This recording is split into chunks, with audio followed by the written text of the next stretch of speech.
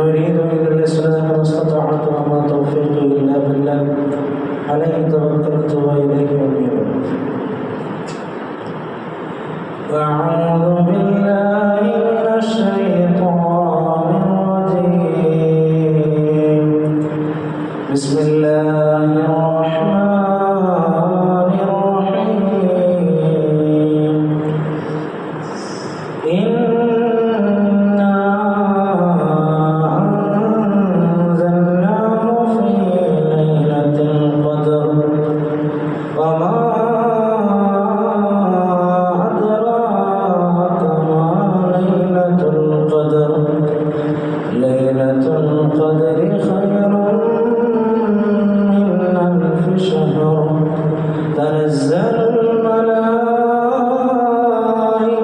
والروح فيها بإذن ربهم من كل أمر. سلام هي حتى مطلع الفجر. صدق الله مولانا العلي العظيم. يا ربي بالمصطفى بلغ مقاصدنا واغفر لنا ما مضى يا واسع الكرم. فعلى أمة سيدنا محمد صلى الله عليه وسلم.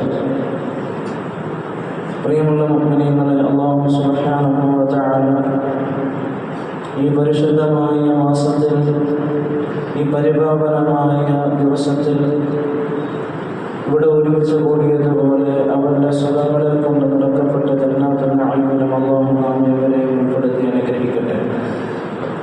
മരണസമയം ഈമാനോടുകൂടി ലാ ഇലാഹ ഇല്ലല്ലാഹ് എന്ന കലിമത്ത് തൗഹീദ് ഉച്ചരിച്ചുകൊണ്ട് മരിക്കുന്ന മുത്തഖീങ്ങളിൽ മുഖ്ലിസീങ്ങളിൽ അല്ലാഹു നാം ഇവരെയും ഉൾപ്പെടുത്തി അനുഗ്രഹിക്കട്ടെ.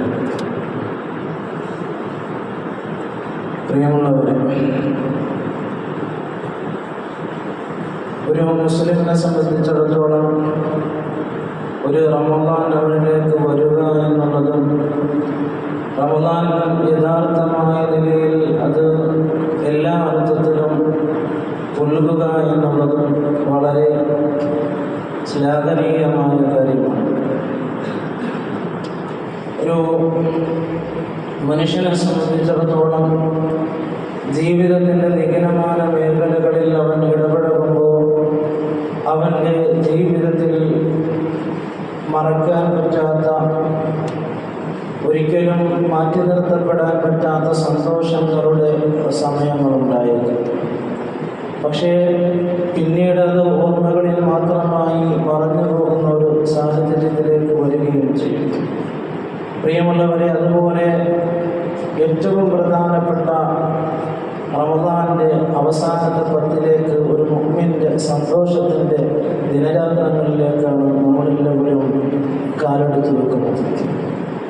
യഥാർത്ഥമായ വൈദിക ആവിഷ്കാരങ്ങളുടെ ഭാവാത്മകമായ ആവിഷ്കാരത്തിലൂടെ ജീവിതത്തിലെ തനതായ വ്യക്തിമുദ്ര പതിപ്പിച്ചുകൊണ്ട് മുന്നോട്ട് പോകാൻ പറ്റുന്ന എല്ലാ തരത്തിലുള്ള സൗഭാഗ്യങ്ങളും സമ്മേളിച്ച മുഅ്മിനെ സംബന്ധിച്ചിടത്തോളം മുഅ്മിൻ ഒരിക്കലും ആകുലപ്പെടേണ്ട കാര്യമില്ല, ദുഃഖിക്കേണ്ട കാര്യമില്ല. കാരണം അവനെ സംബന്ധിച്ചിടത്തോളം ജീവിതം അത് വൃഥാവിലാവാതെ നല്ല നിലക്ക് മുന്നോട്ട് കൊണ്ടുപോകാൻ സാധിക്കും. ഫലസ്തീനുകളുടെ ചരിത്രം നിങ്ങൾക്കെല്ലാവർക്കും അറിയാവുന്നതാണ്. ഫലസ്തീൻ ഇന്നും ഇന്നലെയും തുടങ്ങിയ കിരാതമായ യഹൂദികളുടെ യുദ്ധങ്ങൾ കണ്ട ഒരു സ്ഥലമല്ല. ഒരുപാട് പ്രശ്നങ്ങൾ നിരന്തരം അടിക്കടി അവരിലേക്ക് വരുമ്പോഴും അവർ ഈമാനിൻ്റെ അചഞ്ചലമായ വിശ്വാസത്തിൽ മുറുകെ പിടിച്ചുകൊണ്ട് അവർ മുന്നോട്ട് പോവുകയാണ്. ഒരിക്കലും നമുക്കൊന്നും ഉൾക്കൊള്ളാൻ പറ്റുന്നതിനും അപ്പുറമുള്ള ഒരു പ്രശ്നകലുഷിതമായ സാഹചര്യത്തിലൂടെയാണ് അവർ മുന്നോട്ട് പോകുന്നത് എന്നത് നിങ്ങൾക്ക് എല്ലാവർക്കും അറിയാവുന്നതാണ്. പ്രിയമുള്ളവരെ, ഒരു പിഞ്ച് പൈതലിൻ്റെ ഒരു മുഖം ഇന്നലെ നമ്മൾ കണ്ടു. നിങ്ങൾ കണ്ടു കാണും, ഒരു ഉപ്പ പൈതലിനെ പൊക്കിപ്പിടിച്ചുകൊണ്ട് നിൽക്കുന്ന നിറകണ്ണുകളോടുകൂടെ മാത്രമല്ലാതെ അതിനെ നോക്കിക്കാണാൻ പറ്റാത്ത ഒരു വല്ലാത്തൊരവസ്ഥ. ഇതുപോലെ നൂറ്റാണ്ടുകൾ കണ്ടുപോയ ഒരുപാട് യുദ്ധമുഖങ്ങളെ അഭിമുഖീകരിച്ചവരാണ് ബനൂ ഇസ്രായേൽ. ബനൂ ഇസ്രായേലിൽ നബിയായി അവരോധിക്കപ്പെട്ട യാക്കൂബ് നബിയുടെ സന്താന പരമ്പരയിൽപ്പെട്ടതാണെന്നും അതുപോലെ നബിയാണെന്നും പറയപ്പെടുന്ന ഒരു വ്യക്തിത്വമാണ് ശംഊൻ അൽ ഗാസി. ശംഊൻ അൽ ഗാസി എന്ന് പറയുന്ന 1000 കൊല്ലക്കാലം ജീവിച്ച ഒരു മഹാരഥനായ നബിയെ കുറിച്ച് അല്ലാഹുവിന്റെ റസൂലിനോട് നബി സല്ലല്ലാഹു അലൈഹി വസല്ലമ തങ്ങൾ പറഞ്ഞു കൊടുക്കുകയാണ്. ശംഊൻ അൽ ഗാസി അവനെന്തൊരു സൗഭാഗ്യവാനാണ്. 1000 കൊല്ലക്കാലം ജീവിച്ച് 1000 കൊല്ലക്കാലം ഇസ്ലാമിനു വേണ്ടി പടപൊരുതിയതായ യോദ്ധാവാണ് ശംഊൻ അൽ ഗാസി. ശംഊൻ അൽ ഗാസിയെ പോലൊരു മഹാനരായ ഒരാളും ഈ ഭൂമുഖത്തേക്ക് 1000 കൊല്ലത്തേക്ക് ജീവിച്ചതായി ചരിത്രങ്ങളിൽ കാണുന്നില്ല സഹാബത്തേ. അതുകൊണ്ട് ശംഊൻ അൽ ഗാസി എത്രയോ വലിയ മഹാരഥനാണ്. ഫലസ്തീനിലേക്ക്, ബനൂ ഇസ്രായേലിലേക്ക്, ഈജിപ്തിലേക്ക്, ലബനാനിന്റെ പ്രവിശ്യകളിലേക്ക് അയക്കപ്പെട്ട ശംഊൻ അൽ ഗാസി എന്ന് പറയുന്ന പ്രവാചകൻ എത്രയോ മഹാരഥനാണെന്ന് സഹാബത്തിനോട് പഠിപ്പിച്ചു കൊടുക്കുമ്പോൾ അല്ലാഹുവിന്റെ റസൂലിനോട് ചോദിക്കുകയാണ്, അല്ലാഹുവിന്റെ റസൂലേ, 1000 കൊല്ലക്കാലം ജീവിച്ച ശംഊൻ അൽ ഗാസിയുടെ പ്രതിഫലം ഞങ്ങൾക്കില്ലയോ നബിയേ, ഞങ്ങൾക്കില്ലയോ നബിയേ എന്ന് ചോദിക്കുമ്പോ അല്ലാഹുവിന്റെ റസൂൽ പറയുകയാണ്, പേടിക്കേണ്ട സ്വഹാബത്തേ, നിങ്ങൾക്ക് 1000 മാസങ്ങളെക്കാളും പ്രതിഫലമുള്ളതായ ഒരു ദിവസമുണ്ട്, ഒരു രാത്രിയുണ്ട്. അതിനെ നിങ്ങൾ പ്രയോജനപ്പെടുത്തുക. ഒരു മനുഷ്യനെ സംബന്ധിച്ചിടത്തോളം എത്ര വയസ്സ് വരെ അവൻ ജീവിക്കുമോ ആ വയസ്സുകൾ മുഴുവനും അവന്റെ ജീവിതത്തിൽ എത്ര ലൈലത്തുൽ ഖദ്റുകൾ വന്നുവോ ആ ലൈലത്തുൽ ഖദ്ർ മുഴുവനും അവനിക്ക് കരഗതമാക്കാൻ കഴിഞ്ഞാൽ അതിനേക്കാളും വലിയൊരു ഭാഗ്യവാൻ ഈ ഭൂമുഖത്ത് ഇല്ലേ ഇല്ല. കാരണം എന്താണ്? 1000 മാസമാണ് പ്രതിഫലം, 1000 മാസമാണ് പ്രതിഫലം. പരിശുദ്ധ ഖുർആനിൽ ശഹ്റു റമളാൻ അല്ലദീ ഉൻസില ഫീഹിൽ ഖുർആൻ എന്ന് അവതീർണമാക്കപ്പെട്ടതായ ആയത്തുകളുടെ അടിയിലായിട്ട് വായിക്കണം. ഇന്നാ അൻസൽനാഹു ഫീ ലൈലത്തുൽ ഖദ്ർ വമാ അദ്റാക മാ ലൈലത്തുൽ ഖദ്ർ. അല്ലാഹുവിന്റെ റസൂലിന്റെ സഹാബത്തിനോട് ഓതിക്കൊടുക്കുകയാണ്, ഇന്നാ അൻസൽനാഹു ഫീ ലൈലത്തുൽ ഖദ്ർ, ഈ മാസത്തിലാണ് ഈ ഖുർആൻ നിങ്ങൾക്ക് അവതീർണമാക്കപ്പെട്ടത്. ഈ ദിനരാത്രത്തിലാണ്, ഈ ഒരു രാവിലാണ് ഖുർആൻ നിങ്ങളിലേക്ക് ഇറക്കപ്പെട്ടത്. വമാ അദ്റാക മാ ലൈലത്തുൽ ഖദ്ർ, ലൈലത്തുൽ ഖദ്ർ എന്ന് പറഞ്ഞാൽ എന്താണ്? ലൈലത്തുൽ ഖദ്ർ എന്ന് പറഞ്ഞാൽ ഖൈറും മിൻ അൽഫി ശഹ്ർ, 1000 മാസത്തേക്കാളും പ്രതിഫലമുള്ളതായ ഒരു ദിവസമാണ് ലൈലത്തുൽ ഖദ്ർ എന്ന് പറഞ്ഞാൽ. ആ ദിവസത്തെ നേടിയെടുക്കാൻ ഒരു മുഅ്മിനെ സംബന്ധിച്ചിടത്തോളം ഏറ്റവും ഭക്തി നിർഭരമായി കൊണ്ടതിനെ സമീപിക്കാൻ ഒരു മുഅ്മിനെ സംബന്ധിച്ചിടത്തോളം കഴിയണം. തനസ്സലുൽ മലായികതു വറൂഹു ഫീഹാ, ഈ സമയത്താണ് അല്ലാഹു സുബ്ഹാനഹു വ തആല മലക്കുകളെയും, ഈ രാവിലാണ് മലക്കുകളെയും അതുപോലെ വറൂഹു ഫീഹാ ബിഇദ്നി റബ്ബിഹിം മിൻ കുല്ലി അംർ, വറൂഹു റൂഹിനെയും ഇറക്കുന്നത്.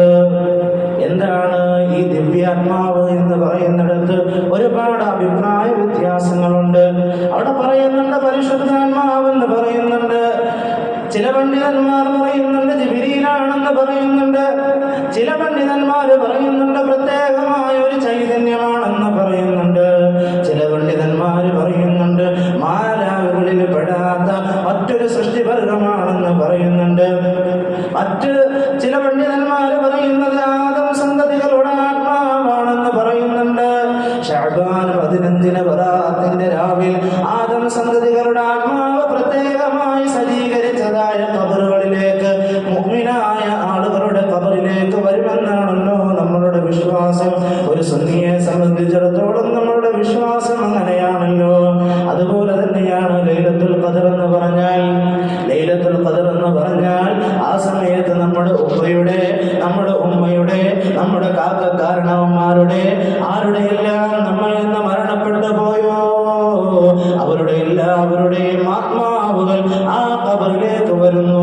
അതുകൊണ്ടാണ് 27-ാം രാവിലെ പ്രത്യേകമായിട്ട് ആളുകൾ അവരുടെ കാരണവന്മാരുടെ ഖബറുകളിലേക്ക് പോയി സിയാറത്ത് ചെയ്യുന്നത്. അത് പ്രത്യേകമായ ആദം നബി അലൈഹിസ്സലാത്തു വസ്സലാമിന്റെ സന്താന പരമ്പരകളിൽപ്പെട്ടതായ ആത്മാക്കളാണെന്ന് പറയുന്നവരുണ്ട്. അതുപോലെ തന്നെ ഭീമാകാരനായ ഒരു മലക്കാണെന്ന് പറയുന്നുണ്ട്. ജിബ്രീലാണെന്ന് പറയുന്നുണ്ട്. ജിബ്രീൽ എന്ന് പറയുന്ന മലക്ക് സിദ്റത്തുൽ മുൻതഹ എന്ന് പറയുന്ന വൃക്ഷത്തിന്റെ നേരെ അടിഭാഗത്തേക്ക് ഇറങ്ങി വരുമെന്നാണ് പണ്ഡിതന്മാര് പറയുന്നത്. നേരെ അടിഭാഗത്തേക്ക് വന്നുകൊണ്ട് അവർ കഅബയുടെ മുകൾ ഭാഗത്ത് വന്നുകൊണ്ട് വട്ടം ചുറ്റുമത്രേ ലോകത്തിന്റെ വിവിധ ഭാഗങ്ങളിലേക്കും ഈ ജിബ്രീൽ എന്ന് പറയുന്ന മലക്കിന്റെ നേതൃത്വത്തിൽ എല്ലാവരിലേക്കും വരും. വന്നിട്ടോ നിങ്ങൾക്ക് സലാമുണ്ടാകട്ടെ, സലാമുണ്ടാകട്ടെ എന്ന് പറഞ്ഞുകൊണ്ട് അവർ നിങ്ങളിലേക്ക് മുസാഫഹത്ത് ചെയ്യും. ആ മുസാഫഹത്ത് ഒന്ന് കിട്ടിയാൽ നമ്മൾ രക്ഷപ്പെട്ടു. സലാം എന്ന് പറയുന്ന ഒരു ആശ്ലേഷണം കിട്ടിയാൽ നമ്മൾ രക്ഷപ്പെട്ടു. പ്രിയമുള്ളവരെ നമ്മൾ മനസ്സിലാക്കണം, ഏതൊരു നല്ലതായ കാര്യവും നമുക്ക് നേടിയെടുക്കാൻ വളരെ ബുദ്ധിമുട്ടാണ്. വെള്ളിയാഴ്ച ഏതോ ഒരു സമയമുണ്ട്, ആ സമയത്തിലേക്ക് നിന്റെ രക്ഷിതാവിന്റെ മുമ്പിലേക്ക് നീ ദുആ ചെയ്താൽ അല്ലാഹു ആ ദുആഇനെ തട്ടുന്നതല്ല. ഏത് സമയമാണെന്ന് പറഞ്ഞിട്ടില്ല. അതുപോലെ തന്നെ സ്വലാത്തുൽ വുസ്ത എന്ന് പറയുന്ന ഒരു നിസ്കാരമുണ്ട്. വഹഫിളൂ അലസ്സലാ വസ്സലാത്തിൽ വുസ്ത വഖൂമൂ ലില്ലാഹി ഖാനിതീൻ. ഹഫിളൂ അലസ്സലാ, നിങ്ങൾ നിസ്കാരങ്ങളിലേക്ക് ശ്രദ്ധയുള്ളവരാകണം. വസ്സലാത്തിൽ വുസ്ത, വുസ്ത നിസ്കാരത്തിലേക്ക് ശ്രദ്ധയുള്ളവരാകണം. പണ്ഡിതന്മാര് പറഞ്ഞു പോയിട്ടുണ്ട് അത് അസറാണെന്ന് പറഞ്ഞു പോയിട്ടുണ്ട്. ഒരുപാട് പണ്ഡിതന്മാർ അസറിലേക്ക് ഏകോപിക്കുന്നുണ്ട്. നമുക്കറിയില്ല അസറാണോ. അപ്പോൾ എല്ലാ നമസ്കാരങ്ങളിലും സൂക്ഷ്മതയുള്ളവരാകണം. ഒരു മനുഷ്യനെ സംബന്ധിച്ചിടത്തോളം അസർ നഷ്ടപ്പെടാൻ വളരെ സാധ്യത കൂടുതലാണ്. അതുകൊണ്ടാണ് അസറാണ് സ്വലാത്തുൽ വുസ്ത എന്ന അഭിപ്രായത്തിലേക്ക് പണ്ഡിതന്മാര് വരുന്നത്. വെള്ളിയാഴ്ച ദിവസത്തിന്റെ കാര്യമെടുത്താൽ പണ്ഡിതന്മാര് പറയുന്നത് അസറിന് ശേഷമാണെന്ന് പറയുന്നുണ്ട്. അസറിന് ശേഷമാണെന്ന് പറയുന്നുണ്ട്. യൂസുഫ് നബി അലൈഹിസ്സലാത്തു വസ്സലാം പറഞ്ഞില്ലേ, ഞാൻ അസറിന് ശേഷം എപ്പോഴും അല്ലാഹുവിനോട് ദുആ ചെയ്തു. ദുആ ചെയ്തത് മുഴുവനും എനിക്ക് നൽകി. അനുഗ്രഹങ്ങളുടെ പർദീസകൾ മുഴുവനും നൽകിയ യൂസുഫ് നബി അലൈഹിസ്സലാം ഇനി ഞാൻ അല്ലാഹുവിനോട് ചോദിക്കാൻ എനിക്ക് ലജ്ജയുണ്ടെന്ന് പറഞ്ഞ യൂസുഫ് നബി അലൈഹിസ്സലാം അസറിന് ശേഷമാണെന്ന് പറഞ്ഞവരുണ്ട്. ജുമുഅയുടെ 2 ഖുതുബയുടെ ഇടയിലാണെന്ന് പറഞ്ഞവരുണ്ട്. ഇജ്മാഅയും അതുപോലെ തന്നെ പല നിലക്കുള്ളതായ അഭിപ്രായങ്ങൾ പറഞ്ഞവരുണ്ട്. അപ്പൊ നിങ്ങൾ ചോദിക്കും, ജുമുഅയുടെ സമയത്ത് എങ്ങനെയാണ് നിങ്ങൾ ദുആ ചെയ്യുക? സ്വലാത്ത് ഒന്ന് പെട്ടെന്ന് ചെല്ലുക, മനസ്സിരുത്തി നിങ്ങളുടെ കാര്യങ്ങളെല്ലാം പറയുക. അല്ലാഹു സ്വീകരിക്കുമാറാകട്ടെ. സ്വലാത്തുൽ വുസ്ത അതുപോലെ തന്നെയാണ് അസ്മാഉൽ ഹുസ്നയിൽ ഇസ്മുൽ അഅ്ലം എന്ന് പറയുന്ന ഒരു പേരുണ്ട്. അത് ഏതാണെന്ന് അഭിപ്രായ വ്യത്യാസമുണ്ട്. ചിലർ പറഞ്ഞു യാ ഹയ്യു യാ ഖയ്യൂം, ചിലർ പറഞ്ഞു യാ ദൽ ജലാലി വൽ ഇക്റാം, ചിലർ പറഞ്ഞു അർ-റഹ്മാൻ. അങ്ങനെ അഭിപ്രായ വ്യത്യാസങ്ങളുണ്ട്. പക്ഷേ അള്ളാഹുവിന്റെ 99 നാമങ്ങളും ഒരു മനുഷ്യൻ നിത്യേന ചൊല്ലിക്കൊണ്ടിരിക്കുകയാണെങ്കിൽ ചൊല്ലിക്കൊണ്ട് ദുആ ചെയ്താൽ അവന്റെ ദുആഇനെ തട്ടപ്പെടുകയില്ല. പ്രിയമുള്ളവരെ, മനസ്സിലാക്കണം. അതുകൊണ്ട് ഇസ്മുൽ അഅ്ദം അസ്മാഉൽ ഹുസ്നയിലായതുകൊണ്ട് തന്നെ നൂറിൽ പരം വരുന്നതായ അല്ലാഹ് എന്ന് പറയുന്നതായ നാമം ഉൾപ്പെടെ നൂറിൽ പരം വരുന്നതായ നാമവും ചൊല്ലിക്കൊണ്ട് നിങ്ങൾ ദുആ ചെയ്യണേ, അല്ലാഹു സ്വീകരിക്കും. അതുപോലെ തന്നെ അല്ലാഹുവിന്റെ ഔലിയാക്കന്മാർ ആരാണെന്ന് പറഞ്ഞിട്ടില്ല. അവരാരാണ്? ഞാനൊരു വള്ളിയിട്ടത് കൊണ്ടോ, ഞാനൊരു പച്ച കമീസ് ഇട്ടുകൊണ്ടോ, അല്ലാതെ മറ്റു നിലക്കൊരു ആളായി നടന്നത് കൊണ്ടോ അല്ലാഹുവിന്റെ ഔലിയ ആകൂല. അല്ലാഹുവിന്റെ റസൂൽ തന്നെ പറയുന്നുണ്ട്, അല്ലാഹുവിന്റെ ഔലിയ എന്ന് പറഞ്ഞാൽ 40 തെളിമയാർന്ന മുഅ്മിനീങ്ങൾ ഒരുമിച്ച് കൂടുന്ന സ്ഥലങ്ങളിൽ അല്ലാഹുവിന്റെ ഔലിയാക്കളെ പ്രതീക്ഷിക്കാം. അത് നമ്മുടെ നാടുകളിലൂടെ നടന്നു നീങ്ങുന്ന പാവപ്പെട്ട ചുമട്ടു തൊഴിലാളിയാകാം. നമുക്കറിയില്ല, കമീസ് ഇട്ടത് കൊണ്ടോ, ജുബ്ബയിട്ടത് കൊണ്ടോ, തലപ്പാവുധാരിയായത് കൊണ്ടോ, തൊപ്പിയിട്ടത് കൊണ്ടോ, ഞാൻ തസ്ബീഹ് പിടിച്ചത് കൊണ്ടോ, ഖുർആനിന്റെ താളുകൾ മറിച്ചത് കൊണ്ടോ ഒരാൾ ഔലിയ ആകൂല. അത് അല്ലാഹുവിന്റെ സമക്ഷത്തിലാണ്. ഔലിയ ആരാണെന്ന് അല്ലാഹുവിന് മാത്രമേ അറിയൂ. അതുപോലെ തന്നെയാണ് മരണവും, അതുപോലെ തന്നെയാണ് ഖിയാമത്ത് നാളും. നിന്റെ മരണം എപ്പോഴാണ് വരുന്നതെന്ന് അറിയില്ല. ഖിയാമത്ത് നാൾ എപ്പോഴാണ് സംഭവിക്കുന്നതെന്നറിയില്ല. അതുകൊണ്ട് ഖിയാമത്ത് നാളിന് മുമ്പ് നീ നന്നാകണേ. നീ നിന്റെ മരണത്തിന് മുമ്പ് നീ നന്നാകണേ. നിന്റെ ഓരോ സെക്കൻഡുകളും നല്ല നിലക്കുന്നതായ ജീവിത ചുറ്റുപാടുകളിലൂടെ നീ മുന്നോട്ട് പോകണേ. ഭൂമിയുടെ പുറത്തുകൂടി നീ അഹങ്കാരത്തോടുകൂടെ നടക്കുകയേ ചെയ്യരുതേ. പ്രിയമുള്ളവരെ, ഇന്നാ അൻസൽനാഹു ഫീ ലൈലത്തുൽ ഖദ്ർ എന്ന് പറഞ്ഞ വമാ അദ്റാക മാ ലൈലത്തുൽ ഖദ്ർ എന്ന് പറഞ്ഞ നബി സല്ലല്ലാഹു അലൈഹി വസല്ലമ തങ്ങൾ ബൈനാക്കിയ ദിലീലുകൾ കൊണ്ട് വ്യക്തമാക്കാതെ പറഞ്ഞതായ ലൈലത്തുൽ ഖദ്ർ ഏതാണെന്ന് അറിയില്ല. പക്ഷെ നബി പറഞ്ഞു, അത് അവസാനത്തെ 10 ഏതൊക്കെയോ രാവുകളിലാണ്. അവസാനത്തെ 10 രാവുകളിലാണ്. 21ാമത്തെ രാവ് ഇന്ന് മുതൽ തുടങ്ങുകയാണ്. പ്രിയമുള്ളവരെ, നിങ്ങൾ അല്ലാഹുവിലേക്ക് ദുആ ചെയ്യണേ. നിങ്ങളുടെ പ്രശ്നങ്ങൾ ഏതേതും അല്ലാഹുവിലേക്ക് പറയണേ. നിങ്ങളുടെ ദുആ അല്ലാഹു സുബ്ഹാനഹു വ തആല തട്ടില്ല. ലാ തസ്അലന്ന ബുനയ്യ ആദമ ഹാജ വസലില്ലദി അബ്വാബുഹു ലാ തുഹ്ജബു. ലാ തസ്അലന്ന ബുനയ്യ ആദം, ആദം സന്തതികളെ, നിങ്ങളുടെ ആവശ്യങ്ങൾ അല്ലാഹുവിനോട് നിങ്ങൾ പറയേണ്ടതില്ല. ഒരടിമയോട് നിങ്ങൾ പറയേണ്ടതില്ല. ഒരടിമയോട്, അല്ലാഹുവിന്റെ സൃഷ്ടിയായ മനുഷ്യനോട് നീ പറയേണ്ട. നിന്റെ ഒരു ആവശ്യത്തിന് വേണ്ടി, പേപ്പർ വർക്കുകൾ നീക്കുന്നതിന് വേണ്ടി ഡോക്ടറോട് പോയി നീ ഇറങ്ങേണ്ട. വില്ലേജ് ഓഫീസിൽ പോയി കയറി ഇറങ്ങേണ്ട. പഞ്ചായത്ത് ഓഫീസുകളിൽ പോയി കയറി ഇറങ്ങേണ്ട. അതിനു മുമ്പ് ജഗന്നിയന്തമായ അല്ലാഹുവിലേക്ക് നീ ചോദിക്കണേ. ലാ തസ്അലന്ന ബുനയ്യ ആദം വസൽ, നീ ചോദിക്കേണ്ടത് അല്ലദീ അബ്വാബുഹു ലാ തുഹ്ജബു, ഒന്നൊന്നും കൊട്ടിയടക്കപ്പെടാത്ത ആരുടെ മുമ്പിലേക്കും ചെന്നാൽ നിന്റെ മുഖതാവിലേക്ക് നോക്കിക്കൊണ്ട് വാതിലുകൾ കൊട്ടിയടക്കപ്പെടാത്ത ഒരേ ഒരു രക്ഷിതാവുണ്ടെങ്കിൽ അത് നിന്റെ റബ്ബ് മാത്രമാണ്. ആ റബ്ബിലേക്ക് നിരന്തരം നിങ്ങൾ ദുആ ചെയ്യണേ. ലൈലത്തുൽ ഖദ്ർ നേടിയെടുക്കുന്നവരിൽ നമ്മളിൽ അല്ലാഹു നാം ഏവരെയും അല്ലാഹു ഉൾപ്പെടുത്തി അനുഗ്രഹിക്കുമാറാകട്ടെ. അല്ലാഹു സുബ്ഹാനഹു വ തആല ഫലസ്തീനിലെ പാവപ്പെട്ട മുഅ്മിനീങ്ങൾക്ക് അല്ലാഹു സമാധാനം പ്രദാനം ചെയ്യുമാറാകട്ടെ. അവരുടെ പ്രശ്നങ്ങൾ അല്ലാഹു സുബ്ഹാനഹു വ തആല മാറ്റിക്കൊടുക്കും.